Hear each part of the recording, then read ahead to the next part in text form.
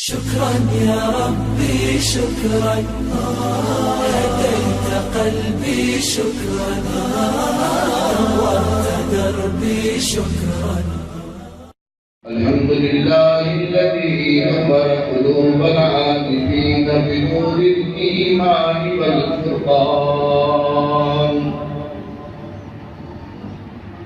وزين إيماننا بأنوار الأحاديث والقرآن والصلاة والسلام على سيد الأحسن الأبيض الأنور الأشرف الأجمل الأكمل الذي بشر به روح الله وبعث له كريم الله ودعا له خليل الله هو محبوب للرحمن عين للأعجاب سيدنا محمد المصطفى أحمد المجتبى المقام كشفي الأنام وعلى آله وأصحابه أجمعين. أما بعد أعوذ بالله من الشيطان الرجيم بسم الله الرحمن الرحيم.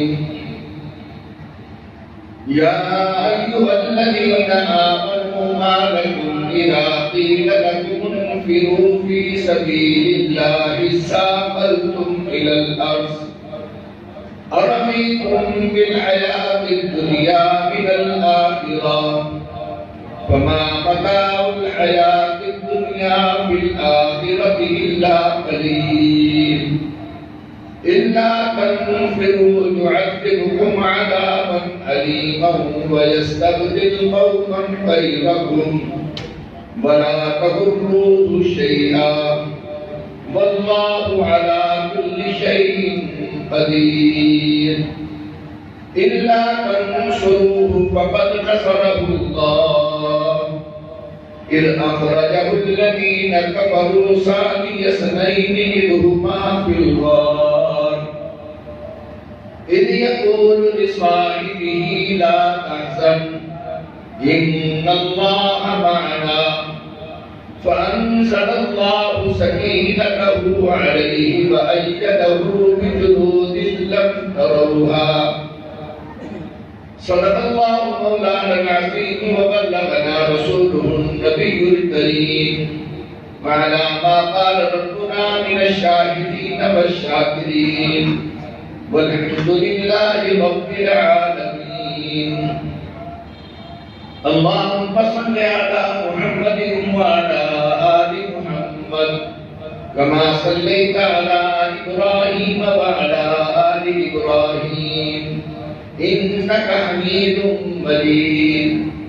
اللهم بارك على محمد وعلى آل محمد كما باركت على إبراهيم وعلى آل إبراهيم إنك حميد مجيد. رب اشرح لي صدري ويسر لي أمري واحلل عقدة من لساني يفقهوا قولي. سبحانك لا علم لنا إلا ما علمتنا إنك أنت العليم الحكيم.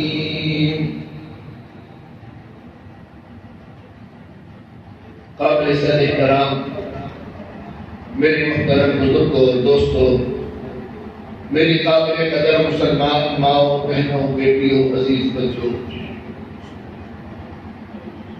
ماہ سفر المظفر کی مناسبت سے گزشتہ جمعہ میں نے آقا نامدار سرکار دو عالم صلی اللہ علیہ وسلم کا سفر ہجرت کا آغاز کیا تھا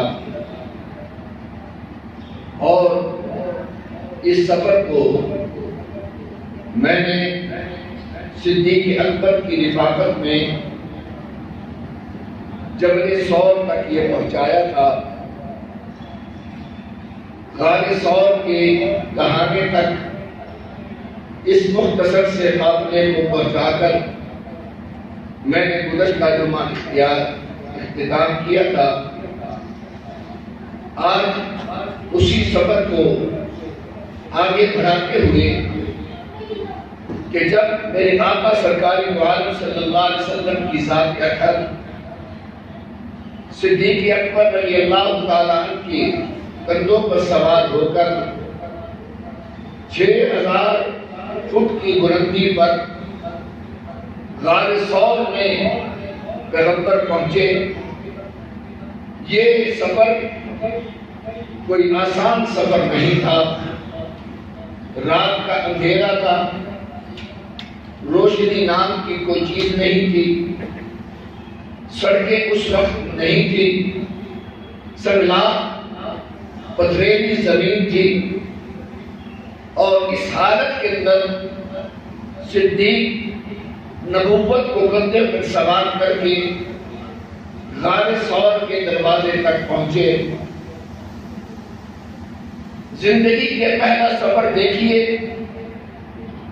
جو ہی میرے پیغمبر نے اعلان نبوت فرمایا، صدیق اکبر میرے نبی کی رفاقت میں اسی وقت سے چل رہا تھا، لیکن آغاز اسلام سے لے کر غار ثور کے دروازے تک ترتیب کچھ اور تھی، اور غار ثور کے بعد پہنچنے کے بعد ترتیب کچھ بدل گئی۔ پورا 13 سالہ زمانہ اٹھائیے، ہر موڑ پر نبی پہلے تھے، صدیق بعد میں ہے۔ اول نمبر پر صدیق نبی ہے اور دوسرے نمبر پر صدیق ہے۔ یہ ترتیب رہی پورے 13 سال کی زندگی میں۔ جو ہی غار ثور کے دروازے پر یہ قافلہ پہنچا، ترتیب بدل گئی۔ میں نے نہیں بدلی، بلکہ خالق لم یزل نے بدلی۔ رب ذوالجلال نے جب اس منظر کو پیش کیا تو لفظ استعمال کیا ثانی اثنین اذ ھما فی الغار۔ جب غار میں آئے تو یہاں پر پیغمبر کی ذات کو دوسرے نمبر والا بیان کیا، پہلا نمبر صدیق کا ہے۔ اس کی وجہ کیا ہے؟ کیونکہ غار ثور میں ترتیب بدلی ہے۔ میرے پیغمبر کو باہر کھڑا کیا، صدیق اندر داخل ہوا۔ کیوں داخل ہوا؟ صدیق کے دل کے اندر ایک جذبہ تھا، ایک تڑپ تھی، ایک شوق تھا، ایک تمنا تھی کہ اگر کوئی چیز نقصان پہنچائے تو میرے نبی کو نہ دے، وہ تکلیف مجھے پہنچے۔ یہ صدیق کی سوچ جو تھی، یہ محبت کا معیار ہے۔ محبت والوں کی سوچ یہی ہوتی ہے کہ میرے محبوب کو ایذا نہ پہنچے، میرے محبوب کو دکھ نہ پہنچے، میرے محبوب کو تکلیف نہ پہنچے۔ محب ہمیشہ یہی طلب رکھتا ہے، سچا عاشق یہی طلب رکھتا ہے کہ جو تکلیف پہنچے وہ مجھے پہنچ جائے، میرے محبوب تک نہ یہ پہنچے۔ یہ صدیق کی محبت کا تقاضا تھا۔ بے شک بے شک۔ میرے بھائی، صدیق غار ثور میں داخل ہوئے، اندر جا کر مختلف سوراخ دیکھے، مختلف روایات تھے۔ بعض روایات میں ہے کہ صدیق نے اپنا کرتا پھاڑ کر تمام سوراخ بند کیے۔ ایک روایت میں یہ ہے کہ صدیق نے اپنی پگڑی پھاڑ کر تمام سوراخ بند کیے۔ ایک روایت میں یہ ہے کہ ایک سوراخ بچ گیا، ایک قول کے مطابق یہ ہے کہ 2 سوراخ بچ گئے۔ اگر 2 سوراخ بچے تو صدیق نے 2 ایڑیاں رکھ دی، اگر ایک سوراخ بچا تو صدیق نے 1 ایڑی رکھ دی۔ اس منظر کو کیا کیفیت تھی؟ اللہ اکبر، صفائی کی، سوراخ بند کیے کہ باہر سے آنے والی کوئی چیز نہ آ سکے۔ کیوں؟ باہر سے آنے والی چیز اب آنے کا وقت نہیں ہے۔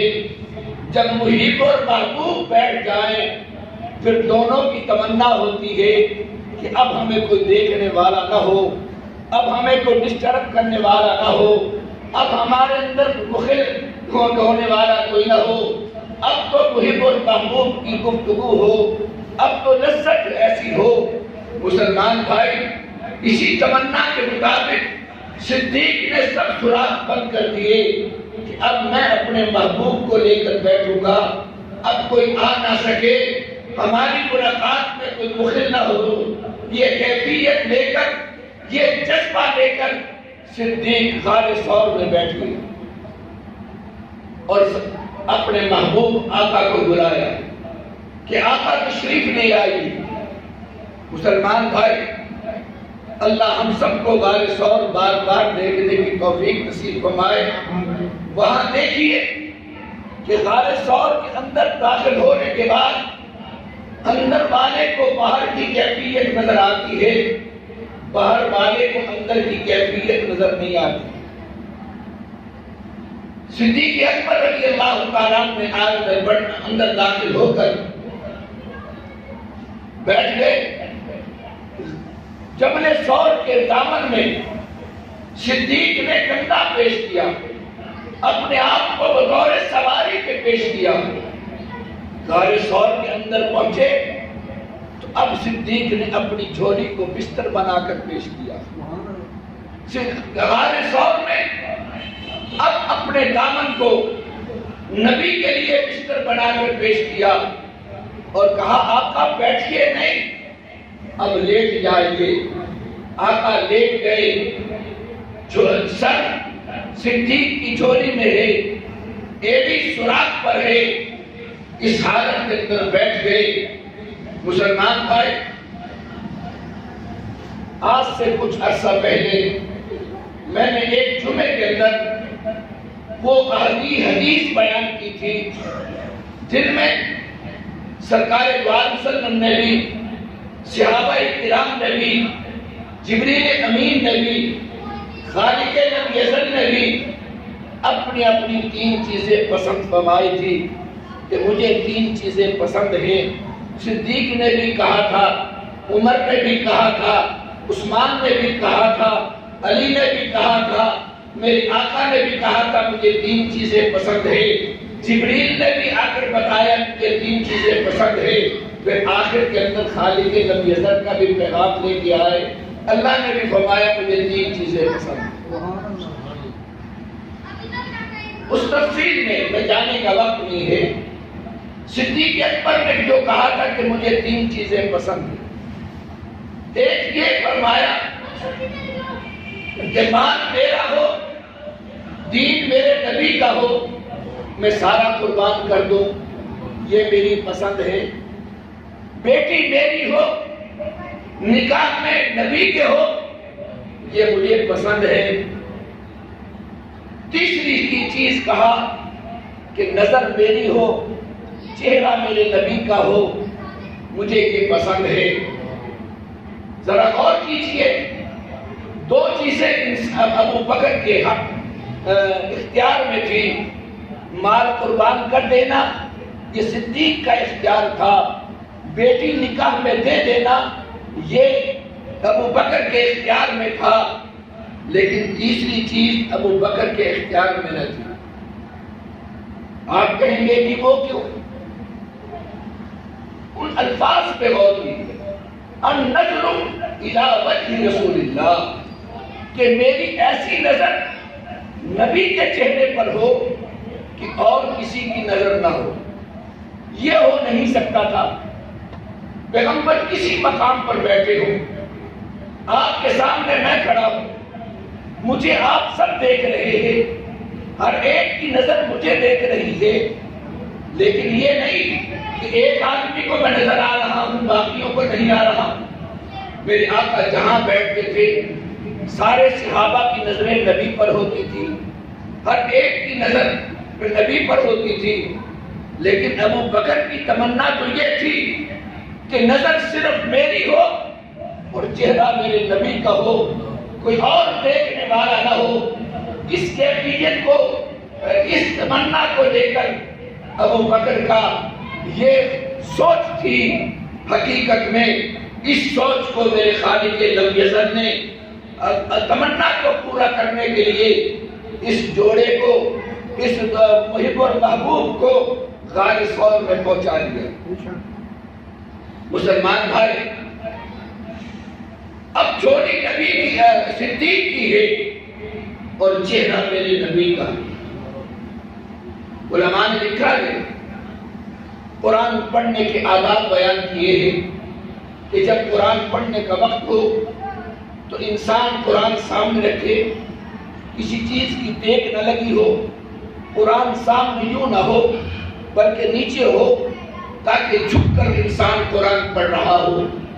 تو حقیقت میں آج ابو بکر میرا نبی، یہ بھی قرآن ہے، میں نہیں کہہ رہا، یہ تو میری ماں عائشہ نے کہا ہے کہ میرے نبی کو پہچاننا ہے، میرے نبی کی عادات کو دیکھنا ہے، میرے نبی کے کردار کو دیکھنا ہے، تو کان خلقہ القرآن، قرآن کو دیکھ لو، قرآن پڑھتے چلے جاؤ، میرے نبی کا دیدار ہوتا چلا جائے گا، میرے نبی کی زیارت ہوتی چلی جائے گی، میرے نبی کی پہچان ہوتی چلی جائے گی۔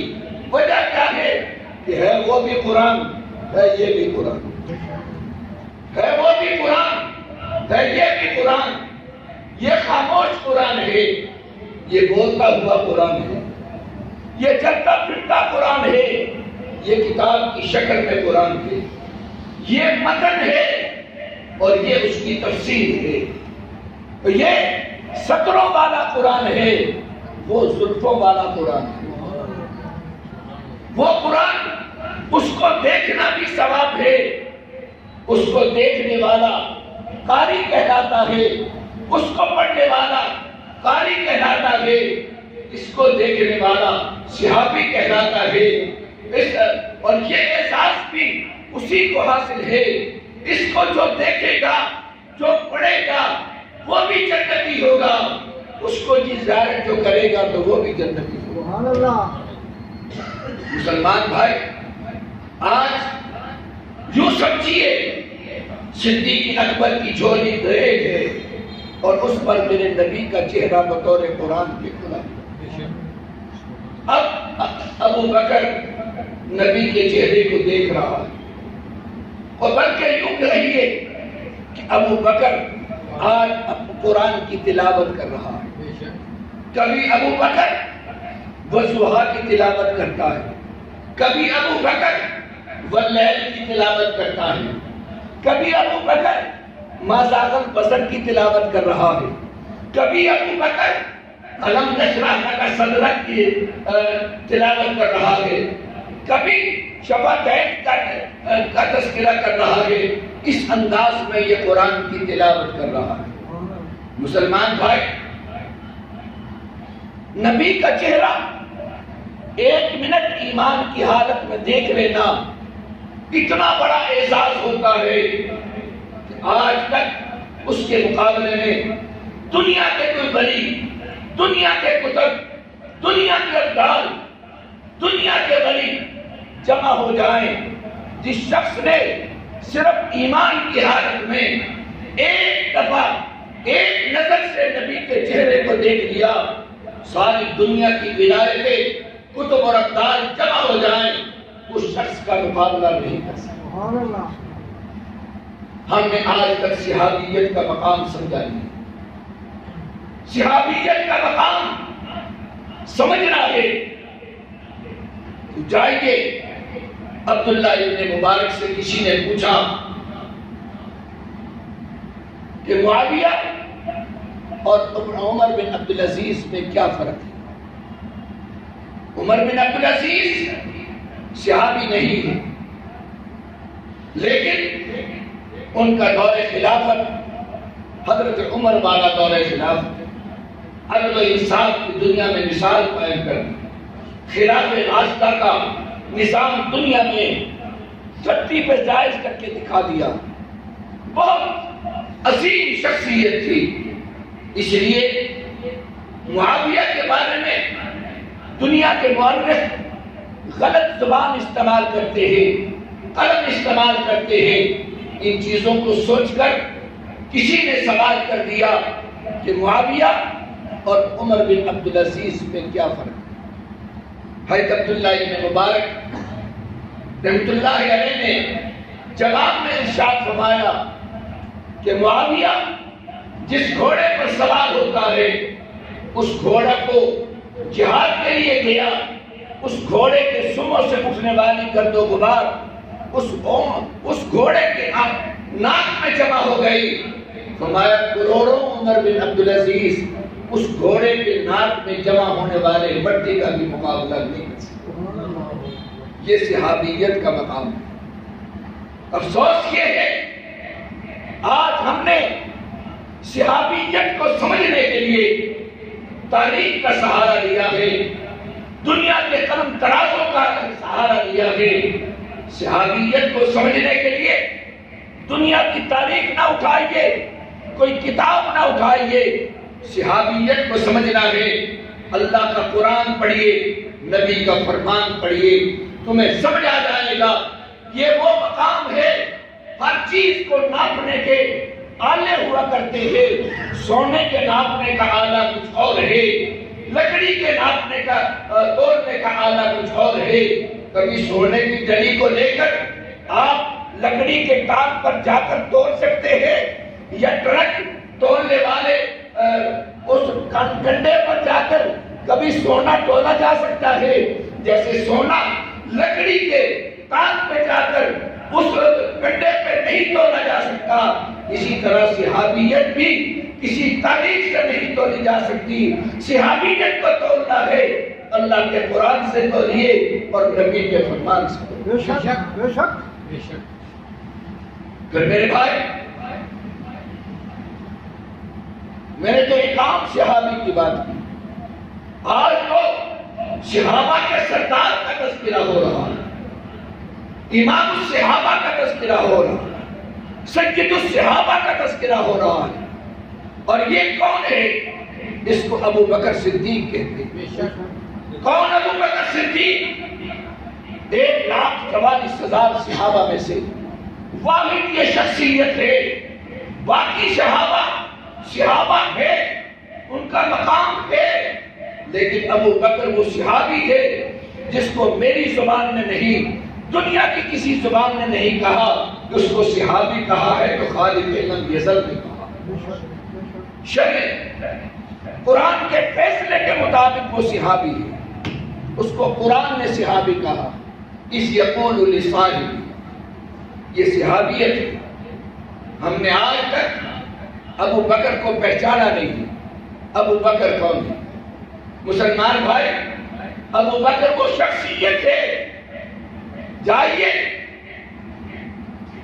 اس حدیث کا مطالعہ کیجیے۔ امی عائشہ صدیقہ رضی اللہ تعالیٰ عنہ فرماتی ہیں کہ ایک دن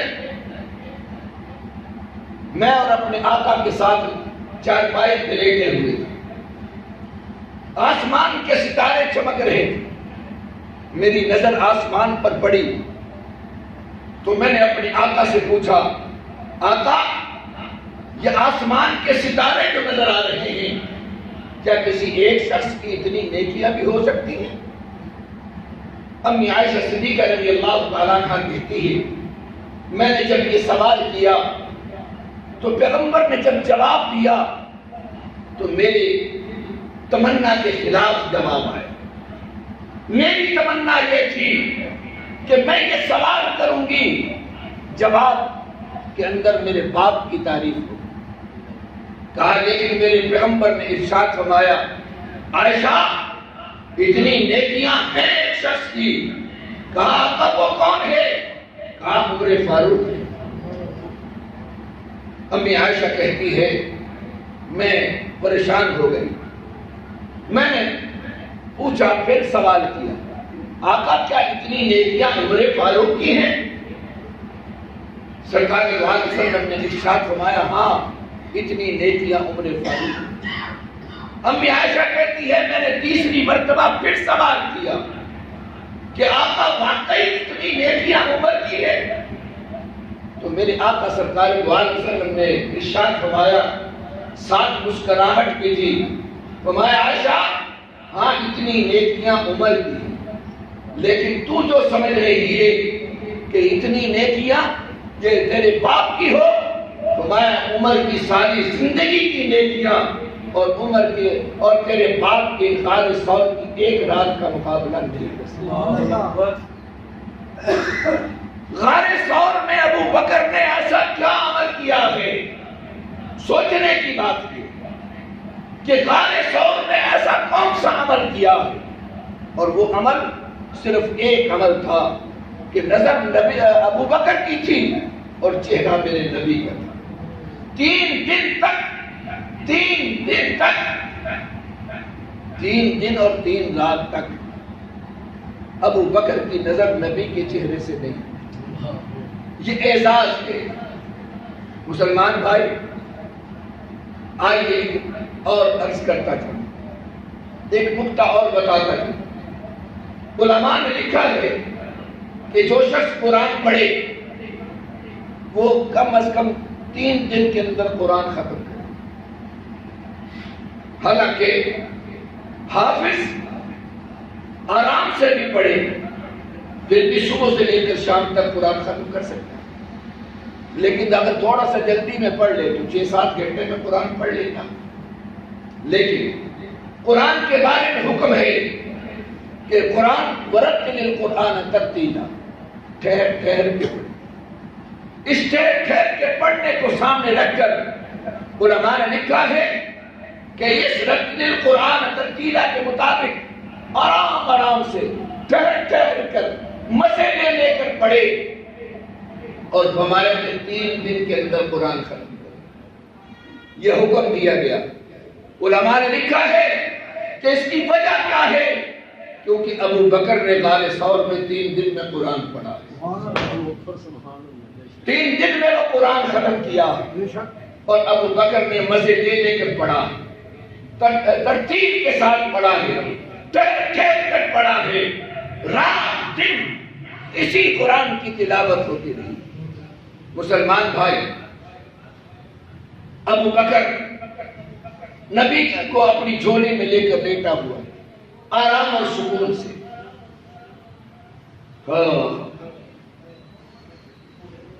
اللہ نے جب مجھے پہلی مرتبہ غار ثور پر جانے کی توفیق ملی تو میرے ساتھ کچھ پاکستانی تھے کچھ انڈونیشین تھے. ہم چڑھے تقریباً 55 منٹ میں ہم وہاں پر تک پہنچے. اس وقت تو جوانی تھی سب 94 کی بات ہے. جوانی کے عالم کے اندر الحمدللہ میں 55 منٹ پہ وہاں پہنچا. جب وہاں پہنچے اوپر تو کچھ ہندوستانی کچھ انڈونیشین مجھ سے کہنے لگے مولانا دیکھیے یہ کافر یہاں بھی چڑھ کے آ گئے.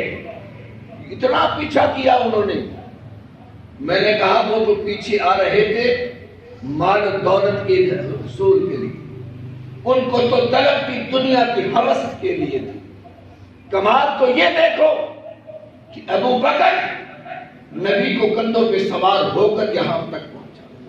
اعزاز تو یہ ہے مقام تو یہ ہے جرأت اور بہادری تو یہ ہے ہمت اور حوصلہ تو ابو بکر کا ہے جو وہاں پر پہنچا اور نبی نبوت کو اٹھا کر پہنچا. مسلمان بھائی کافر بھی وہاں پہنچے. جب کافر ابو بکر کے گھر سے نبی نہیں ملے تو انہوں نے سوچا کہ اب کیا کیا جائے. انہوں نے کھوجی بلائے کہ دیکھو یہ پیڑ کہاں جا رہے ہیں. کھوجی بلائے. پہلے زمانوں کے اندر کھوجی ہوا کرتے تھے اور وہ چوروں کے پیڑوں کو تلاش کیا کرتے تھے. آج دنیا کہتی ہے ہم ترقی کر گئے. پہلے چوروں کے پیڑ کھوجی انسان تلاش کرتے تھے، اب قوم ترقی کر کے اب پیڑ تلاش کرنے کے لیے کتے تلاش کر رہے ہیں. یہ قوم کی ترقی ہے. آج کتوں پہ بھروسہ ہو رہا، نشانات دیکھنے والے کھوجی کتے آج تیار کیے جا رہے ہیں. ذرا عقل سے سوچئے یہ کامیابی ہے یا ناکامی ہے؟ تم ترقی کی طرف جا رہے ہو تو تنزل کی طرف جا رہے ہو. آج کتوں پہ بھروسہ ہو گیا، آج انسانوں پہ بھروسہ نہیں. جانور جو جھوٹ بول دے وہ تمہارے لیے حقیقت بن جاتی. کھوجی تلاش کیے، کھوجیوں نے دیکھا کہ یہ دو افراد جا رہے. تلاش کرتے کرتے کھوجی جبل سور کے دامن تک پہنچے. جبل سور کے دامن تک پہنچے، آگے جا کر کھوجی پریشان ہو گیا. کہا یہاں تک تو نبی اور صدیق ساتھ تھے، آگے نبی پتہ نہیں کہاں چلے. صدیق کے پاؤں پر جا رہے، نبی نہیں ہے. ان کو کیا پتا کہ نبی کہاں گئے؟ ان کی سوچ تو یہ ہوگی کہ اگر اللہ رب العزت عیسیٰ علیہ السلام کو آسمان پہ اٹھا سکتا ہے تو ہمارے نبی کو بھی تو اٹھا سکتا ہے. شاید وہ آسمان پہ چلے گئے، لیکن وہ آسمان پہ نہیں گئے. میرے نبی گئے تو صدیق کے کندھوں پہ گئے. خیر، اللہ اکبر. میں نے گزشتہ جمعے میں ایک بات کہی تھی کہ دشمن کی سوچ دیکھیے، ابو جہل کی سوچ دیکھیے، نبی کے دشمنوں کی سوچ دیکھیے. کھوجی نے کہا جناب نبی نہیں ہے ساتھ. آگے ابو بکر اکیلا گیا ہے. انہوں نے کہا چھوڑیے، نبی کے قدم نہیں ملتے تو نہ ملے. صدیق کے قدم تو مل رہے ہیں، صدیق کے پیچھے چلو، جہاں صدیق ہوگا وہاں نبی ہوگا. یہ دشمن نبی کی سوچ ہے کہ نبی اور صدیق جدا نہیں ہو سکتے. اور اگر آج کوئی شخص یہ سمجھتا ہے، آج بھی نبی اور صدیق کو جدا کرنا چاہتا ہے، تو پھر مجھے کہنے دیجئے اس سے بڑا ابو جہل سے بھی بدتر وہ انسان ہے، ابو لہب سے بھی بدتر وہ انسان ہے، عتبہ و شیبہ سے بھی بڑا وہ شیطان ہے جو آج نبی اور صدیق کو جدا سمجھتا ہے. مسلمان بھائی، اللہ اکبر. دشمنوں کا یہ قافلہ غار ثور پر پہنچا، دروازے پر پہنچا. مسلمان بھائی، دو چیزیں یاد رکھیے.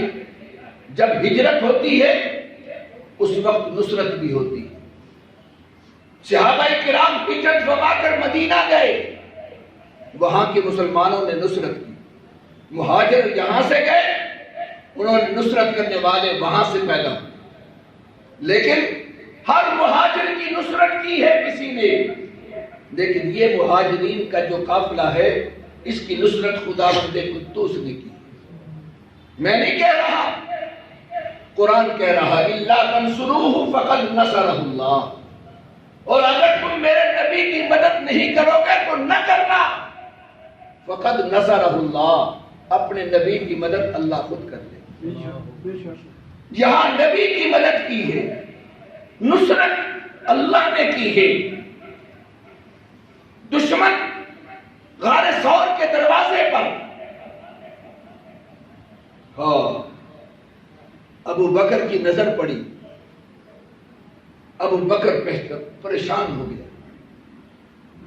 عرض کی آقا پہنچ گئے تو دروازے پر، اب کیا بنے گا؟ اللہ، بڑا عرصہ ہو گیا. ایک کتاب میں نے پڑھی، اس میں ایک ظالم لکھ رہا تھا کہ جب ابو جہل کا گروہ غار ثور پر آیا تو ابو بکر زور زور سے بولنے لگ گیا تاکہ ان کو پتہ چل جائے ہم اندر. اللہ تیری عصمتوں کے قربان جائے. یہ جواب مجھے دینے کی ضرورت نہیں،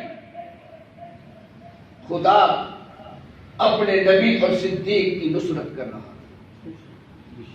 نصرت خدا بندی دیکھیے، جس دروازے سے داخل ہوئے اس دروازے پر مکڑی کا جالا بن گیا، وہاں پر پوتلی نے انڈے دے دیے۔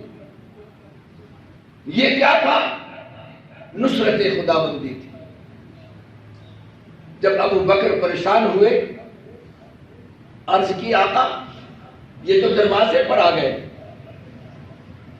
مسلمان بھائی قرآن پڑھیے، قرآن کے اندر دو لفظ آتے ہیں، حزن اور خوف، یہ دو لفظ آتے ہیں۔ اس کا معنی بھی غم ہے، اس کا معنی بھی غم ہے، لیکن عربی زبان کے اندر ان میں فرق ہے۔ اس کا فرق میں مختصر سا آپ کے سامنے عرض کرتا ہوں۔ قرآن کے اندر موسیٰ علیہ السلام کا واقعہ آتا ہے۔ موسیٰ علیہ السلام کو ایک دور پر تشریف لے گئے، اللہ رب العزت نے سوال کیا، ما تلک بیمینک یا موسیٰ، اے موسیٰ تیرے ہاتھ میں کیا ہے؟ موسیٰ علیہ السلام نے کہا، قال ہی عصا اتوکأ علیہا واہش بہا علی غنمی ولی فیہا مآرب اخری، اللہ میری سوٹی ہے، اس سے میں بکریوں کے لیے چارہ بھی بناتا ہوں، میں فلاں کام بھی کرتا ہوں، میں فلاں کام بھی کرتا ہوں۔ رب ذوالجلال نے ارشاد فرمایا، قال القھا یا موسیٰ، اس آسے کو اپنے ہاتھ سے پھینک۔ فَأَلْقَاهَا فَإِذَا هِيَ حَيَّةٌ تَسْعَىٰ، موسیٰ علیہ السلام نے وہ آسا پھینکا، قرآن کہتا ہے وہ آسا بہت بڑا اژدہا بن گیا۔ فَإِذَا هِيَ حَيَّةٌ تَسْعَىٰ، اب وہ اچانک سوٹی پھینکی اور وہ اژدہا بن گیا، تو موسیٰ علیہ السلام گھبرا گئے، پریشان ہو گئے، گھبرانا۔ اب یہ موسیٰ علیہ السلام کا جو گھبرانا تھا، یہ اپنے لیے تھا یا کسی کے لیے؟ اپنے لیے تھا۔ تو قرآن نے کیا کہا؟ قال خذها ولا تخف، اے موسیٰ اس کو پکڑ لے اور خوف۔ جب عربی زبان کے اندر اپنی ذات کا غم ہو تو قرآن کہتا ہے وہاں پہ لا تخف آتا ہے۔ موسیٰ کو اپنا خوف تھا، اپنا ڈر تھا، اپنا غم تھا، تو کیا کہا؟ قال خذها ولا تخف سنعيدها سيرتها الاولى، ہم اس کو لوٹا دیں گے پہلی حالت پر، آپ پکڑ لو۔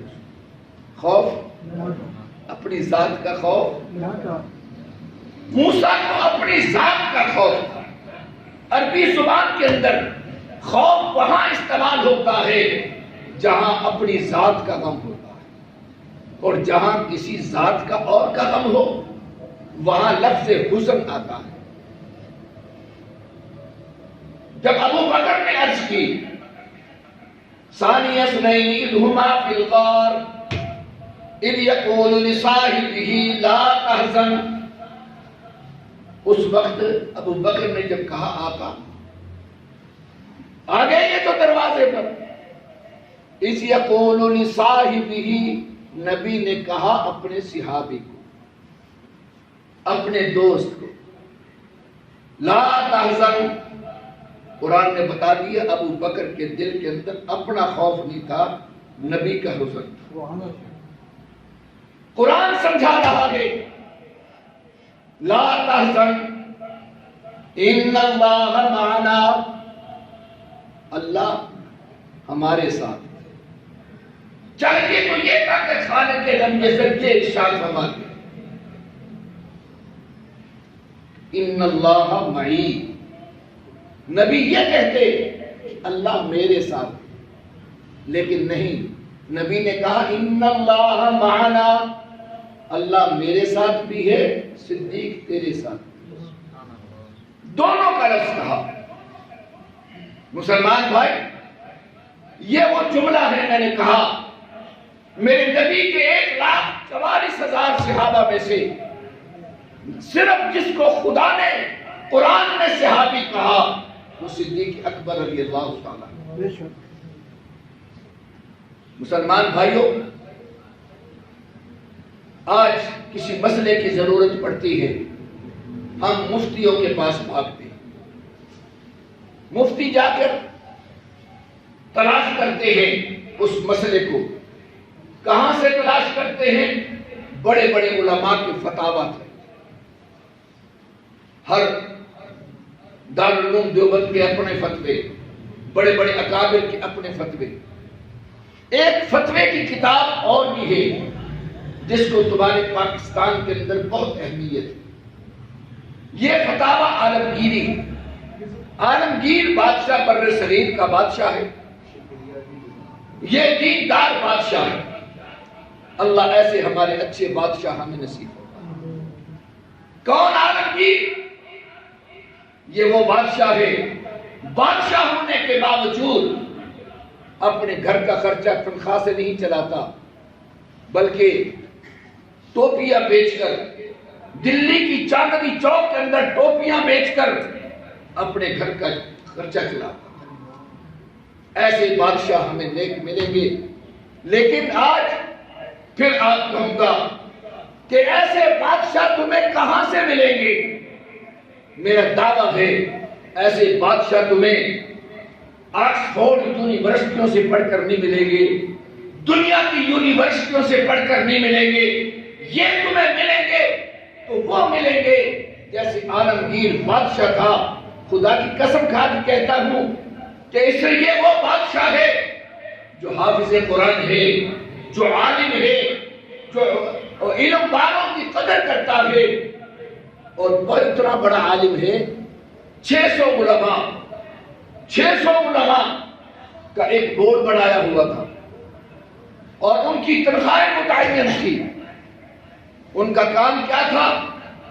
صبح اپنے گھر سے عالمگیر بادشاہ نکلتا تھا اور علماء کے پاس آ کر بیٹھ کر قرآن کی ایک آیت دیتا تھا کہ یہ قرآن کی آیت ہے، اس پر بیٹھ کر تجسس کرو، غور و فکر کرو اور اس قرآن کو سمجھنے کی کوشش کرو، شام تک مسائل تلاش کرو، اور تلاش کرنے کے بعد پھر شام کو امور سلطنت سے فارغ ہو کر 600 علماء کا بورڈ پھر بٹھا کر سوال کیا کرتا تھا، ہاں جی کیا کیا تم نے؟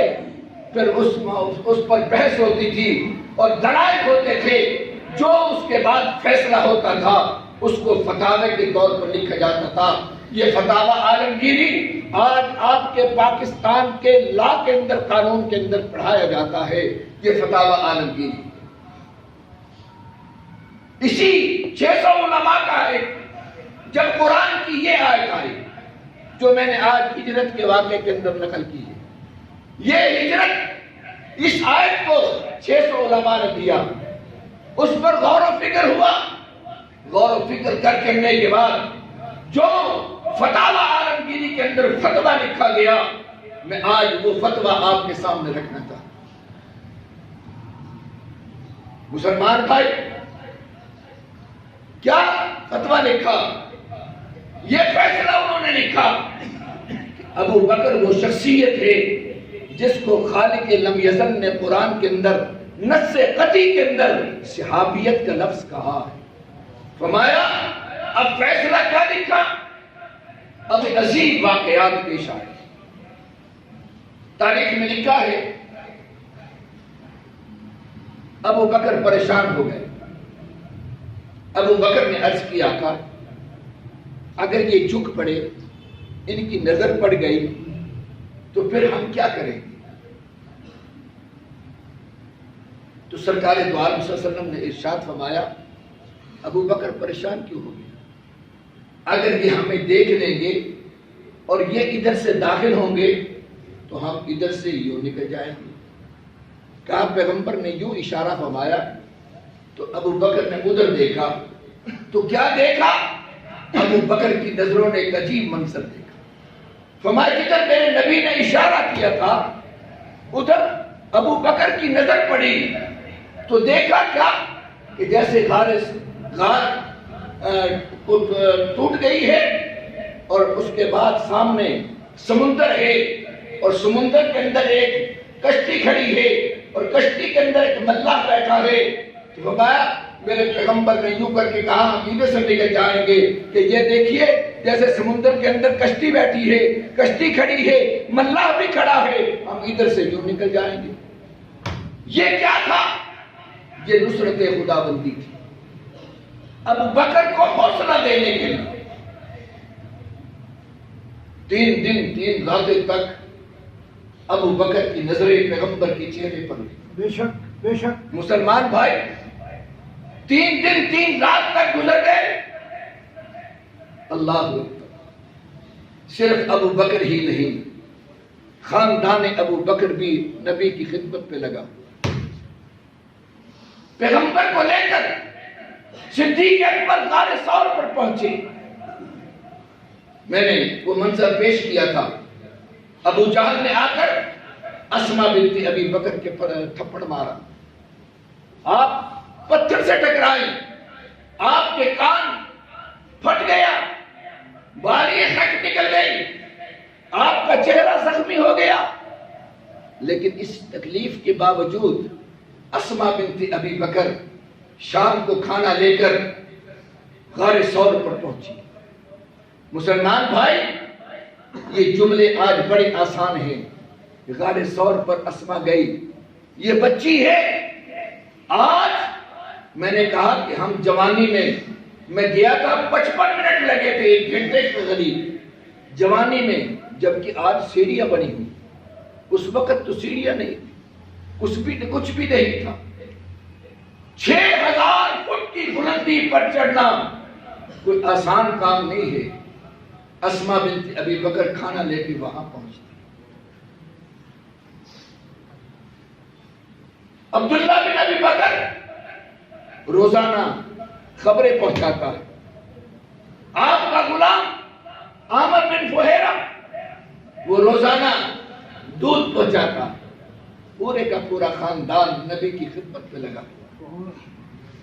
مسلمان بھائی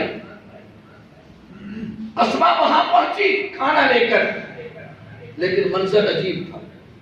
اسما نے منہ چھپایا ہوا تھا، تھوڑا سا آنکھیں کھلی تھی، جا کر کھانا سامنے رکھا، سرکار دو عالم صلی اللہ علیہ وسلم کی نظر پڑی اسما کے چہرے پر۔ اسما نے اپنا چہرہ چھپایا ہوا تھا۔ پیغمبر نے پوچھا اسما بیٹی یہ کیا ہوا؟ اسما خاموش۔ سرکار دو عالم صلی اللہ علیہ وسلم نے ابو بکر کی طرف دیکھا، کہا ابو بکر تو پوچھ لے۔ ابو بکر نے کہا بیٹی بتا دو کیا معاملہ ہے، اب نہیں بتاؤ گے تو کب بتاؤ گے؟ اسما نے کہا ابا بتانے کی کیا ضرورت ہے، پھر میں دکھا سکتا۔ اسما نے اپنا چہرہ کھولا، نبی کے نظر پڑی، پوچھا اسما کیا ہوا؟ اسما نے اپنا منظر پیش کر دیا، کہا آقا ابو جہل آیا تھا اور مجھ سے پوچھ رہا تھا کہ بتا نبی کہاں ہے، تیرا باپ کہاں ہے؟ کہا بیٹی پھر تو نے کیا جواب دیا؟ کہا آقا میں نے جواب دیا مجھے پتا ہے نہیں بتاؤں، مجھے پتا ہے میں نہیں بتاؤں۔ ہاں بیٹی صدیق کی تھی نا، کہا پتا ہے نہیں بتاؤں گی۔ کہا اس نے مجھے تھپڑ مارا، میں پتھر سے ٹکرا گئی، میرا چہرہ زخمی ہو گیا، اس کیفیات میں بیان کری۔ میرے آقا سرکار دو عالم صلی اللہ علیہ وسلم نے اسما کو کہا بیٹی آگے ہو۔ اسما قریب ہوئی، میرے پیغمبر نے دست شفقت پھیر دیا، فرمایا بس نبی نے اپنا دست شفقت پھیرا، نہ میرا درد رہا نہ میرے زخم رہے۔ سبحان اللہ، میرے نبی کے ہاتھ کے اندر شفا ہے، بے شک بے میرے شک نبی کے لعاب کے اندر شفا ہے، بے شک، میرے نبی کی زندگی میں شفا ہے، میرے نبی کی عادات میں شفا ہے، میرے نبی کے کردار میں شفا ہے، میرے نبی کی سنتوں میں شفا ہے، میرے نبی کے اخلاق میں شفا ہے۔ بے شک بے شک۔ ہم نے آج تلاش نہیں کیا، ہم خوش قسمت ہیں۔ مسلمان بھائی، یہ کھانا دے کر جا رہی، بیٹھے ہیں، آخری موڑ پر ایک وقت آیا، ابو بکر اپنی جھولی میں نبی کے چہرے کو لے کر بیٹھا ہے اور دیکھ رہا، سراغ اس نے سارے بند کر دیے تھے کہ کوئی آئے نہیں۔ صدیق نے بتا دیا کہ میری اجازت کے بغیر اب یہاں پہ کوئی آ سکتا نہیں، جہاں نبی اور صدیق ہوگا وہاں پر کوئی اور نہ صدیق کا دشمن جا سکتا ہے نہ نبی کا دشمن جا سکتا ہے۔ ایک کالا بہت سے پھل تھے، ایک سوراخ سے آیا جہاں ایڑی تھی، وہاں سے داخل ہونا چاہا، لیکن صدیق نے وہاں پر اجازت نہیں دی۔ کوئی شخص نبی تک پہنچنا چاہتا ہے اور صدیق کو چھوڑ کر جانا چاہتا ہے، وہ نبی تک نہیں پہنچ سکتا۔ اس نے ڈنک مارا، زہر پہنچایا، زہر وہ کالا، یہ کالوں کی عادت ہے کہ جہاں پر صدیق ہوتا ہے یہ صدیق کا دشمن ہمیشہ کالا جو ہے یہ صدیق کو اذیت دیتا ہے۔ کالا داخل ہونا چاہا، نہ کالا اس وقت داخل ہو سکا نہ آج داخل ہو سکا۔ جہاں نبی اور صدیق ہوگے وہاں کالا نہیں جا سکتا۔ جس کا جسم کالا ہو، جس کا لباس کالا ہو، جس کا نظریہ کالا ہو، وہ کبھی وہاں نہیں جا سکتا، آج بھی نہیں جا سکتا۔ زہر صلاحیت کر گیا، اس نے سوچا کہ شاید جسم تو یہاں پر نرم ہے، شاید میں نرم جسم پر ڈنک ماروں گا تو یہ راستے سے ہٹ جائے گا۔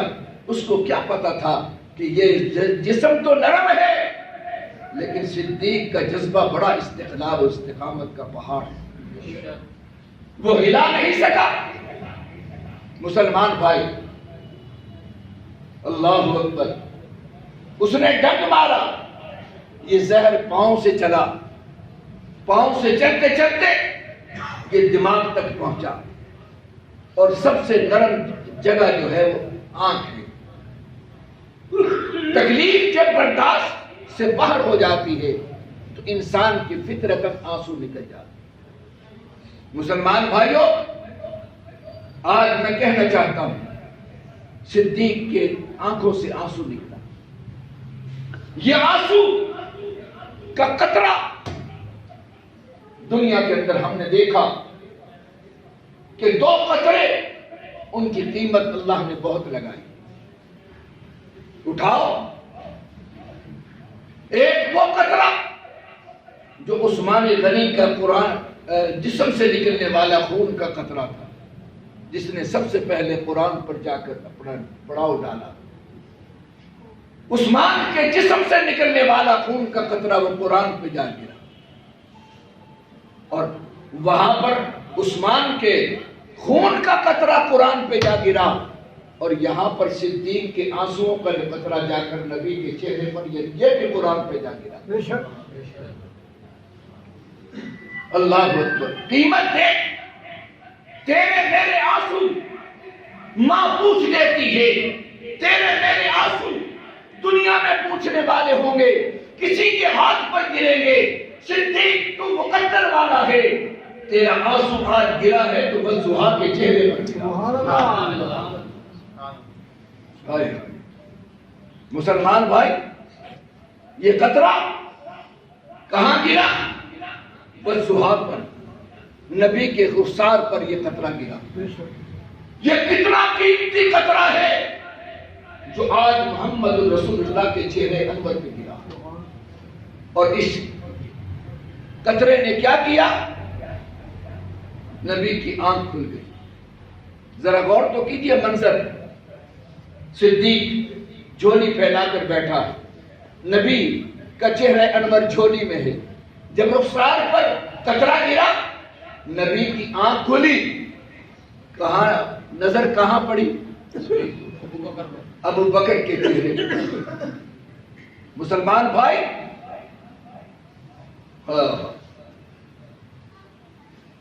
گزشتہ جماعت کے اندر میں نے ایک تذکرہ کیا تھا، یوسف علیہ السلام کا تذکرہ ہوا۔ یوسف علیہ السلام پر جب زلیخا فریفتہ ہو گئی، فلما سمعت بمکرہن ارسلت الیہم، اور لوگوں نے، عورتوں نے تانے دینے شروع کیے، وہ دیکھو جی وہ آ گیا، یہ اپنے غلام پر فریفتہ ہو گئے، وقت کی بادشاہ ہو کر، ملکہ ہو کر غلام پر فریفتہ ہو گئے۔ انہوں نے کہا ٹھہرو میں تمہیں دکھاتی ہوں۔ انہوں نے ایک فروٹ پارٹی رکھ لی، رکھ کر ان عورتوں کو بلایا، بلا کر بٹھا لیا، بٹھا کر ان کے ہاتھوں میں چھریاں دے دی اور کہا پھل کاٹنا شروع کیا۔ انہوں نے پھل کاٹنا شروع کیے۔ زلیخا نے یوسف علیہ السلام کو کہا کہ ان کے سامنے سے ذرا گزر جاؤ۔ یوسف علیہ السلام سامنے سے گزرے۔ ذرا مسلمان بھائی میں تصور دیکھنا، نبی یوں گزرا، عورتوں کی نظر پڑی، حسن یوسف کو دیکھا۔ قرآن کہتا ہے فَقَطَّعْنَ أَيْدِيَهُنَّ، انہوں نے پھل کاٹے، پھل کاٹنے کے ساتھ انہوں نے اپنی انگلیاں کاٹی۔ حسن یوسف کو دیکھ کر اتنی محو ہو گئی کہ انہوں نے انگلیاں کاٹ لی۔ پتا چلا نہیں، حسن یوسف کو دیکھ کر محو ہونے والی عورتیں وہ اپنے ہاتھ کی انگلیاں کٹوا بیٹھی۔ یوسف نے تو نہیں دیکھا، ابھی تو انہوں نے یوسف کو دیکھا، یوسف نے ان کو نظر سے نہیں دیکھا۔ ذرا غور کر، جب نبی نہ دیکھے، صرف دنیا والے حسن نبی کو دیکھے، انگلیاں کاٹ لے، یہاں تو نبی صدیق کی طرف دیکھ رہا۔ اللہ، وہاں نظرت کیا ہوگی؟ یہاں نظر پر کھلی، نبی کی نظر کھلی تو آج سیدھی صدیق کے چہرے پر۔ مسلمان بھائی، آئے میرے پیغمبر نے سوال کیا، میرے صدیق کیا ہوا؟ عرض کی آقا موسی نے ڈنک مارا، بے بس ہو گیا۔ ہاں مسلمان بھائی، کبھی کبھی کوئی الفاظ بڑے پیارے ہوتے ہیں۔ ہم بچپن میں تھے، ہمارے ایک بزرگ تھے مولانا سلیمان طارق صاحب رحمۃ اللہ علیہ، بڑے پنجابی کے بہت بڑے مقرر تھے، وہ بھی اسی طرح ہجرت کا واقعہ بیان کر رہے تھے۔ انہوں نے ایک منظر پیش کیا تھا جو میں نے بچپن میں نے سنا تھا، مجھے بہت پسند آیا اور میں اس منظر کو آپ کے سامنے رکھنا چاہتا ہوں۔ کہا جس وقت ڈنک مارا، صدیق کے اندر دو چیزوں نے اپنے آپ کو متحرک کیا۔ ایک صدیق کی عقل نے فیصلہ کیا، ایک صدیق کے عشق نے فیصلہ کیا۔ کہا صدیق کی عقل نے پہلا سبق دیا، کیا؟ عقل کا فیصلہ سنیے۔ کہا پیر نو ہٹا تے سونے نو جگا تے جندڑی بچا۔ یہ عقل کا فیصلہ کہ پاؤں ہٹا لے اور نبی کو جگا لے اور اپنی زندگی بچا لے۔ پیر نو ہٹا تے سونے نو جگا تے جندڑی بچا۔ جب یہ عقل کا فیصلہ آیا تو ادھر نبی ابو بکر کا عشق بولا، نہ پیر نو ہٹا نہ سونے نو جگا، لگی توڑ نبا۔ یہ ہے صدیق کا فیصلہ، یہ ہے عشق کا فیصلہ۔ مسلمان بھائی، عشق یہ کہتا ہے کہ جانے بچانے کی ضرورت نہیں، جان جاتی ہے جائے، نبی کی آبرو پر مال جاتا ہے جائے، آبرو جاتی ہے جائے، جان جاتی ہے جائے، لیکن پیار نبھانے کا حق بنتا ہے۔ آج اور صدیق نے واقعی نبی کو جگایا نہیں، جگانے والے نے خود جگا دیا۔ میرے آقا سرکار دو عالم صلی اللہ علیہ وسلم اٹھے، اٹھ کر آپ نے اپنا لعاب دہن لگایا۔ بس یہ تھا کہ جہاں پر زہر کے نشان تھے وہاں پر نبی کا لعاب دہن لگا، پیچھے پیچھے زہر کے، آگے آگے زہر جا رہا تھا، پیچھے پیچھے شفا جا رہی تھی۔ اللہ اکبر۔ آج دنیا والے کہتے ہیں، میں کب کہتا ہوں میرے نبی کے لعاب دہن کے اندر شفا ہے؟ بے شک بے شک۔ تم آج کہتے ہو علی کی آنکھوں پہ لگا، میں کب مانتا ہوں، میں کب انکار کرتا ہوں؟ علی کی آنکھوں پہ بھی شفا لعاب دہن لگا، لیکن فرق یہ ہے علی کی آنکھوں پہ لگا، ابو بکر کی ایڑی پہ لگا۔ بے شک ملا ان کو بھی شفا ہے، ان کو بھی شفا ہے۔ یہ کون سی بات ہے؟ ہم نہ اس کے انکار کرنے والے ہیں نہ اس کے انکار کرنے والے۔ بے شک۔ مسلمان بھائی، میں عرض کر رہا تھا، تاریخ میں واقعہ لکھا ہے کہ ابو بکر نے عرض کی، آقا زہر کے آلودگی کے بعد زہر جب آتا ہے تو خشکی ہو گئی، پیاس کی شدت ہو گئی۔ ابو بکر نے عرض کی، آقا پیاس لگی ہے۔ سرکار دو عالم صلی اللہ علیہ وسلم نے ارشاد فرمایا، یہ نبی کا اعجاز تھا۔ سرکار دو عالم صلی اللہ علیہ وسلم نے ارشاد فرمایا، ابو بکر ادھر جا کر پانی پی آؤ۔ اللہ، کس کو حکم دیا؟ ابو بکر۔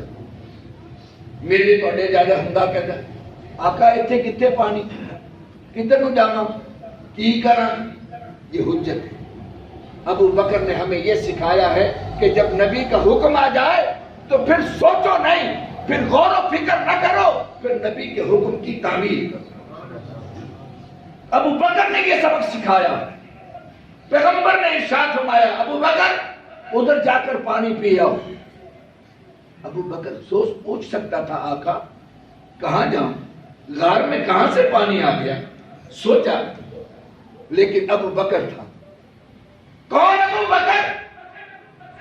میرے پیغمبر نے اعلان نبوت کرنے کے بعد دعوت دی ہے، خدیجہ کو بھی دعوت دی ہے، علی کو بھی دعوت دی ہے، غلام کو بھی، سب نے دعوت کو قبول کیا ہے۔ ایک صدیق ہے جس کو میرے نبی نے اسلام کی دعوت نہیں، بغیر دعوت کے صرف صدیق کو پتہ چلا کہ میرے نبی نے اعلان نبوت کر دیا ہے، اور بتانے والا بھی کون ہے؟ وہ بھی کافر ہے۔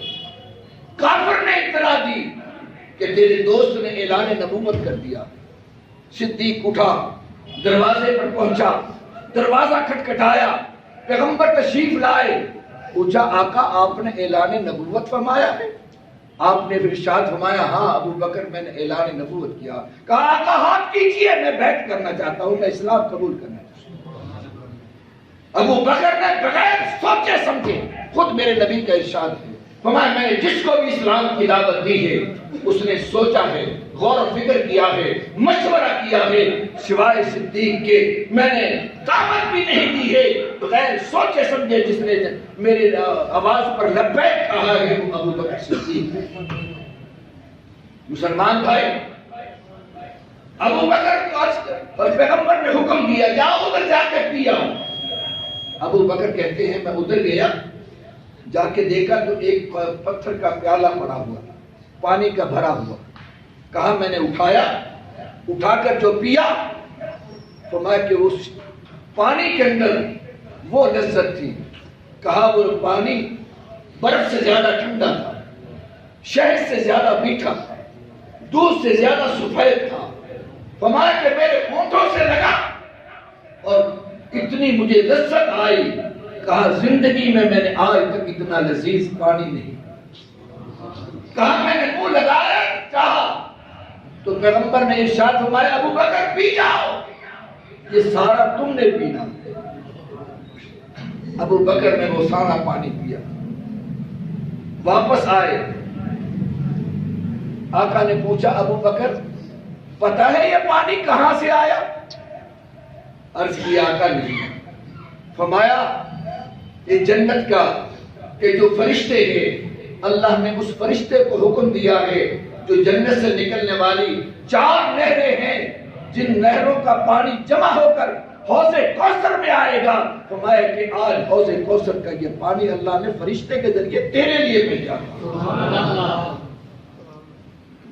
مسلمان بھائی, حوض کوثر مجھے اور آپ کو وہاں پہنچنے کے بعد جنت میں جا کر ملے گا. ابو بکر وہ شخصیت ہے جس کو حوض کوثر کا پانی دنیا میں نصیب ہے. یہ اعزاز ہوا. مسلمان بھائی, میں صرف اس واقعے کو یہاں نقل کر کے ختم کر کے میں قرآن کی ان آیات کا تھوڑا سا مفہوم جن کا میں نے سہارا لیا تھا ان آیات کا مفہوم آپ تک رکھنا چاہتا ہوں. قرآن نے یہ ہجرت کا واقعہ ابتدا کے اندر پیش آیا. 8 سال کے بعد مدینہ منورہ میں میرے نبی نے آخری غزوہ اختیار کیا, غزوہ تبوک. یہ آخری روم کے بادشاہ کے ساتھ ٹکراؤ کا غزوہ تھا. گرمی کا زمانہ تھا, فصل کے پکنے کا زمانہ تھا. پیغمبر نے حکم دیا کہ چلو صحابہ کرام میں سے کچھ لوگ, کچھ منافق لوگ نہیں گئے, کچھ معذور نہیں گئے, اور چند صحابہ کرام کوئی غفلت کا مظاہرہ کر بیٹھے. قرآن کے اندر ان کا واقعہ تفصیل سے 3 یا 4 صحابہ کرام ایسے ہیں جن سے سستی ہو گئی, غفلت ہو گئی, وہ نہ جا سکے. مسلمان بھائی, اللہ رب العزت نے ان صحابہ کرام کو تنبیہ کرتے ہوئے قرآن کی جو آیات نازل ہوئی, میں صرف ان آیات کا ترجمہ کر کے آپ تک مفہوم رکھنا چاہتا ہوں. کس وجہ سے کہ صحابہ سے دین کے بارے میں سستی ہوئی, غفلت ہوئی. اللہ رب العزت نے تنبیہ کیا ارشاد فما یا ایھا الذین آمنوا ما لکم اذا قیل لکم انفروا فی سبیل اللہ. اے ایمان والو تمہیں کیا ہو گیا؟ ما لکم تمہیں کیا ہو گیا؟ اذا قیل لکم انفروا فی سبیل اللہ ثاقلتم الی الارض. جب تمہیں دین کے لیے بلایا جاتا ہے, دین پہ قربانی دینے کا وقت آتا ہے, تو پھر اس ثاقلتم الی الارض تمہارے پاؤں بوجھل کیوں ہو جاتے ہیں؟ تمہارے پاؤں دین کی طرف اٹھتے کیوں نہیں؟ اس ثاقلتم الی الارض. اور مسلمان بھائی, آپ مجھے بتاؤں کس وجہ سے قرآن کی زبان سے کہ یہ دین میں سستیاں ہوتی کیوں ہے؟ دنیا کی محبت. میرے پیغمبر نے ارشاد فرمایا حب الدنیا رأس الخطیہ. فرمایا کہ دنیا کی محبت یہ غلطی اور کوتاہیوں کی بنیاد ہے. دین کی, دنیا کی ہوس, دین کا, دنیا کا پیار, یہ ہے اصل غلطیوں کی بنیاد. یہ ہے اس ثاقلتم الی الارض. قرآن کہتا ہے ارضیتم بالحیات الدنیا من الآخرہ. کیا تم نے دنیا کی زندگی کو آخرت کی زندگی سے بہتر سمجھا؟ فما متاع الحیات الدنیا فی الآخرۃ الا قلیل. یہ سمجھ لینا, دنیا کی زندگی آخرت کے مقابلے میں بالکل معمول نہیں. جتنا بھی دنیا کا نفع حاصل کر لو, جتنا بھی تم عیش و عشرت کی زندگی گزار لو, تمہیں آخرت کے مقابلے میں اس کی کوئی حیثیت الا قلیل. یہاں تک تو اس پر تنبیہ کرتے ہوئے فرمایا. آگے سنیے الا تنفروا. ایمان والو, اگر دین میں سستیاں کرو گے, غفلت کرو گے, اور دین سے بغاوت کرو گے, انحراف کرو گے, غفلت کا مظاہرہ کرو گے، الا تنفروا راہ فرار اختیار کرو گے تو پھر دنیا کا عذاب سنیں، الا تنفروا يعذبكم عذابا الیما، تمہارے لیے اللہ بما کے سخت عذاب ہوگا۔ ایک دیا وہ عذاب کیا ہوگا؟ ہاں عذاب کیسا ہوگا؟ اعمالکم امالکم، جیسے تمہارے اعمال ہوں گے ویسے تمہارے حکمران بنیں گے، تمہارے اعمال ظالمانہ ہوں گے، تم پر ظالم حکمران مسلط ہوں گے، تمہارے اعمال بے حیائی والے ہوں گے، تم پر حکمران بھی بے حیا پیدا کریں گے، جیسے تمہارے اعمال ہوں گے ویسے تمہارے حکمران ہوں گے۔ یعذبکم عذابا الیما، اگلی بات کاش شاید اس عذاب کو تم نہ سمجھو تو اگلا فیصلہ بھی خدا کا سن لینا، فرمایا وَيَسْتَبْدِلْ قَوْمًا غَيْرَكُمْ، خدا سے بچتے رہنا، ڈرتے رہنا، فرمایا کہ وہ خدا اس بات پر قادر ہے تمہیں بٹا کر کسی اور قوم کو پیدا کر سکتا ہے۔